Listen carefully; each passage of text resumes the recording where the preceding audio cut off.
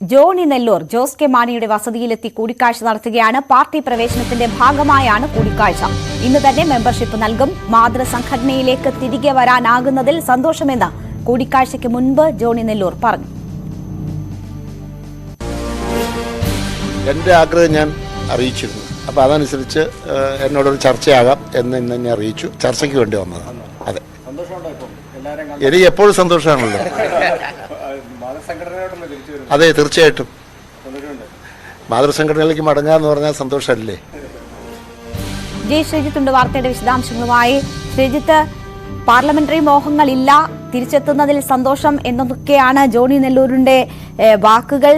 കൂടിക്കാഴ്ച തുടരുകയാണോ? ഇന്ന് തന്നെ മെമ്പർഷിപ്പ് നൽകുമോ?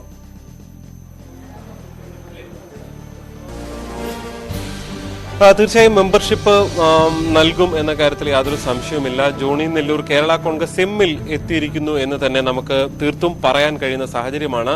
2 ദിവസം മുൻപാണ് കോട്ടയത്ത് വാർത്താ സമ്മേളനം നടത്തി ജോണി നെല്ലൂർ രാഷ്ട്രീയ നിലപാട് പ്രഖ്യാപിച്ചത്. അതിനു മുൻപ് തന്നെ നമ്മൾ വാർത്ത നൽകുകയും ചെയ്തിരുന്നു ജോസ് കെ മാണി വിഭാഗത്തിലേക്ക് ജോണി നെല്ലൂർ എത്തുന്നു എന്നുള്ളത്. എന്തായാലും പാലയിലെ വസതിയിലെത്തിയാണ് കൂടിക്കാഴ്ച. അന്ന് തന്നെ കേരള കോൺഗ്രസ് എമ്മുമായി സഹകരിക്കാൻ, അതിൽ ചേർന്ന് പ്രവർത്തിക്കാൻ തനിക്ക് താല്പര്യമുണ്ട്. കാരണം KM മാണിയാണ് തന്നെ രാഷ്ട്രീയത്തിൽ മുന്നോട്ട് നടത്തിച്ച നേതാവ്.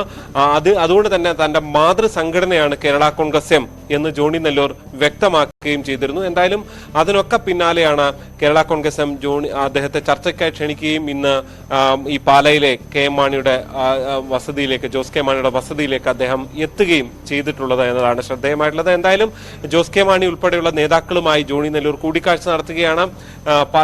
കേരള കോൺഗ്രസ് എം സംസ്ഥാന ജനറൽ സെക്രട്ടറി, ഓഫീസ് ചാർജുള്ള ജനറൽ സെക്രട്ടറി സ്റ്റീഫൻ ജോർജ് ഉൾപ്പെടെയുള്ള നേതാക്കളും ഈ കൂടിക്കാഴ്ചയുടെ ഭാഗമാണ്. നമുക്കറിയാം, പിറവം മേഖലയിൽ നിന്നാണ്, പിറവം മൂവാറ്റുപുഴ പോലുള്ള മേഖലയിലാണ് ജോണി നെല്ലൂരിന്റെ പ്രധാനപ്പെട്ട ഒരു പ്രവർത്തന കേന്ദ്രമായി ഉള്ളത്. പ്രത്യേകിച്ച് നേരത്തെ ജേക്കബ് ഗ്രൂപ്പിന്റെ സംസ്ഥാന ചെയർമാനായി ഒക്കെ ഇരുന്ന സമയത്ത് ആ മേഖലയിൽ പ്രവർത്തിച്ച ആളുകൂടിയാണ്.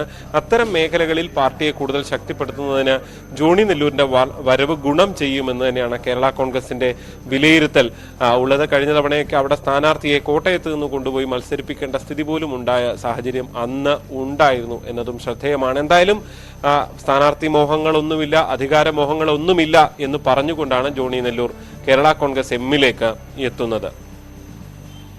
ശരി, ജി ശ്രീജിത്താണ് വിവരങ്ങൾ നൽകിയത്. എന്തായാലും കൂടിക്കാഴ്ച ഇപ്പോഴും പുരോഗമിക്കുകയാണ്.